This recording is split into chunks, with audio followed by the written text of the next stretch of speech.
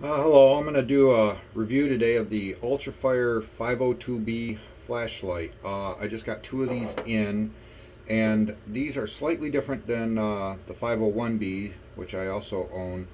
I'll just give you a quick breakdown of the flashlight real quick. Everything has O-rings on it. It's threaded very nicely. It looks like it's machined nicely. There's the battery. 18650 battery, one of them. They rated it 1,000 lumens. I don't think it's quite there. Maybe more like 400 possibly. This is the basic breakdown of the flashlight. It's all aluminum tube construction. This one does have a clip on it where the 501 does not have a clip. One thing you're going to notice if you buy one of these, if you're buying it for a weapon light, and because that's what I initially got it for, was a weapons light, you're going to find out right away that the 501s, you can put a 1-inch holder on it, or mount, and that holds it in place, locks it down really nice. This one doesn't do that. This one's a little under an inch. You can get it to work, but what you're going to have to do is, first you're going to have to take the clip off, and then you're going to have to put it all the way to the rear. That's the only place where it's actually got a big enough diameter where it's going to lock onto a 1-inch, whereas if you look at a 501, you can put it right in the center of it. So kind of not what I was expecting, but you know, if you want to make it work, you can. The other thing you'll notice is it's got more of a tapered end cap on it. The 501s are more just come off square on the end. It still has all the functions. It's got 5 modes, just like the 501 does. The problem I've found with this as opposed to the 501 is that this one does not seem to remember where it's at. It always goes to the next setting. The 501s I have, they always go right to where I left off at, which in some ways makes me question if this is a true Ultrafire or not. It says it is, but I know there's a lot of counterfeits out there, but it's got the trademark on it, so maybe that's just the way they built these ones. I don't know. But the 501 and other Surefire or Ultrafires that I have, they always remember where they're at. But it is a bright light. It works well. You could probably carry this one in your pocket, as it does have a clip on it. So far I like the light, but like I said, I got this mostly to try to mount it on a weapon, and this is the only way. I mean, you can get smaller mounts, but the majority of mine are the 1-inch, so that does kind of present a problem for me. But I'm sure if you did put it here, it's going to lock it down where it should be. But they're a nice light. I don't have a problem. I think I paid like $9 each for these. They did not come with a battery. I have batteries, so that wasn't an issue for me. But like I said, it's well constructed, O-rings throughout. It seems like it's pretty strong. Gives off a really good beam. I can turn the light off here for you and show you. As you can see, it's a nice bright light. I don't have a problem with it. So far, it's, you know, I've only had them for a couple days, but they seem to be working out good. I haven't really taken them out and used them too much yet. I've just been playing around with them. But you know, it's another alternative, like I've said about these lights. It's a cheap alternative.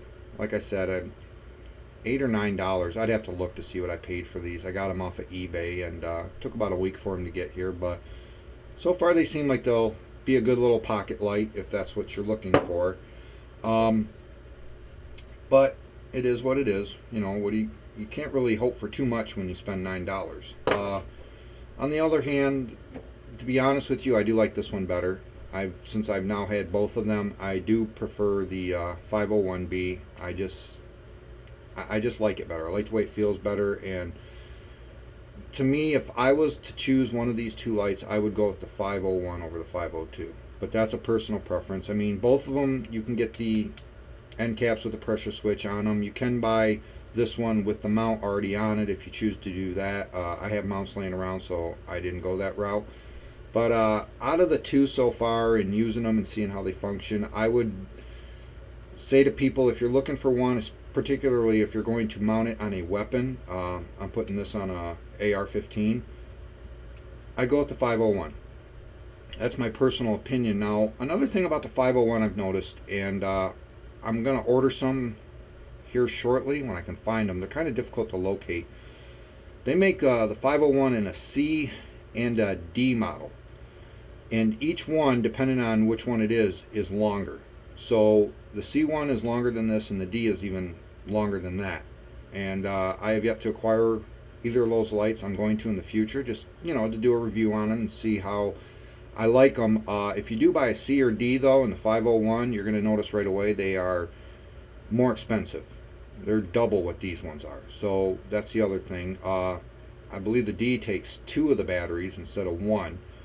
But yeah, I've had both these lights now, and to be honest with you, if you're looking at one of these 2 lights that you want to get, presumably if you are, I'm going to assume you've probably got some type of weapon mount in mind that you want to put it on.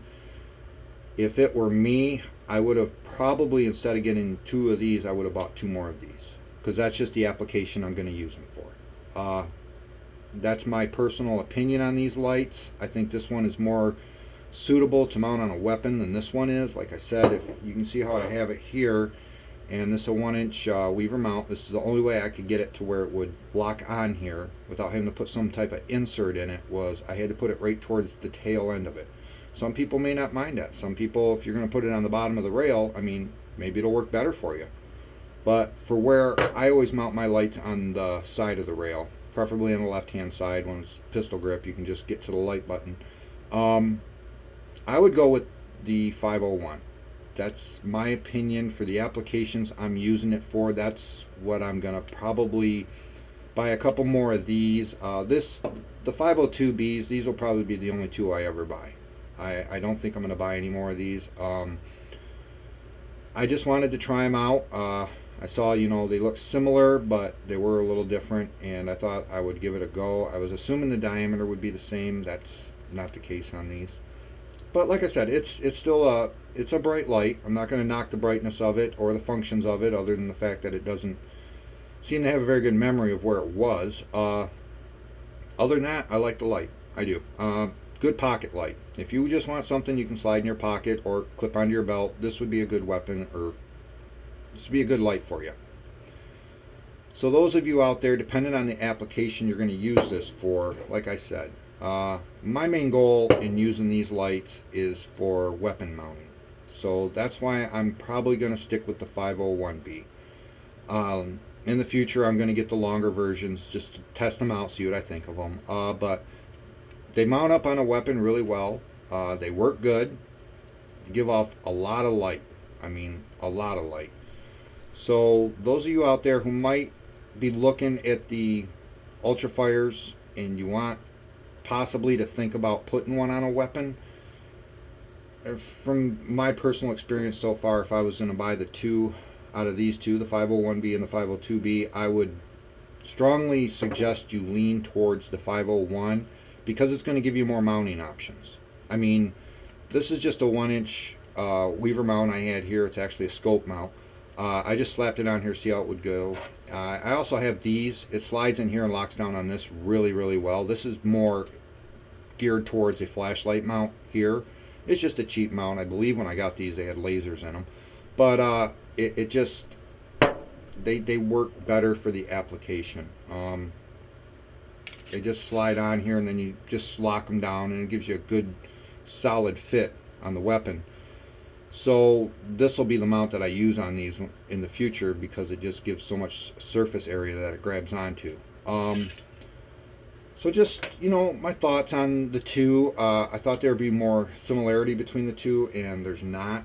I thought the tube size was the same. It looks the same, but it's not. This is significantly shorter.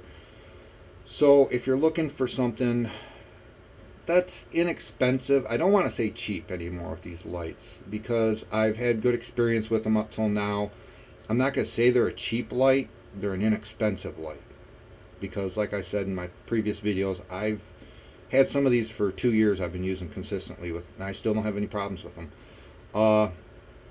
That's just my take on it. If you're going to go the route that I'm trying to go in putting one of these on a weapon, that's what I would do. Is the 501 seems like it's better suited for that application, and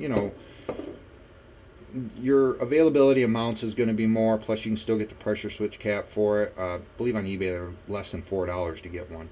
And if you have, like me, you have old scope rings and mounts laying around, you're going to find that if they're the 1-inch variety, they're all going to work on this. Not so much on this one.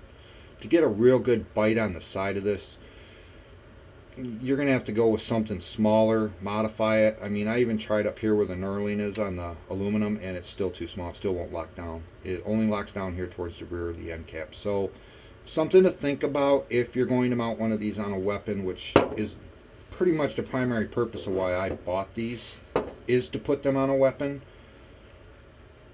The 501 is just better suited for it. But they're both good lights. Don't get me wrong. They're both good quality lights.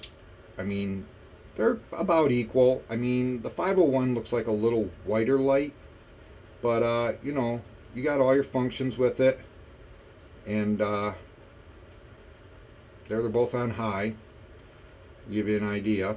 I can shut the light off here again, but these are both on high, and the 501, it just looks like it's more of a white light perhaps, but you know, they're fixed beam, so they're not zoomable or anything, but I like them both. This one's just probably more of a carry flashlight, keep in your pocket. This one has more applications, like I said. If you want to put it on a weapon, it's going to be a heck of a lot easier to find accessories for it and to do it. And that's my intentions with these, is to mount them on AR-15s. I got a bunch of AR-15s, and you know, I still got my Surefire here that I'm going to still use on one, but that's been upgraded to a Cree bulb also. So just FYI out there, if you are looking at one of these two lights for a weapon mount, go with the 501. It's going to work better for you. 502, still a good quality light, but more probably for a carry, something small that you can keep in your pocket. Like I say, it's got the clip on it, so you can put it in your pocket or on a belt loop. But both are good lights so far. I don't really have anything to complain about either one of the lights. You know, other than this one doesn't seem to remember where it's at, but I can live with that. That's not a big deal.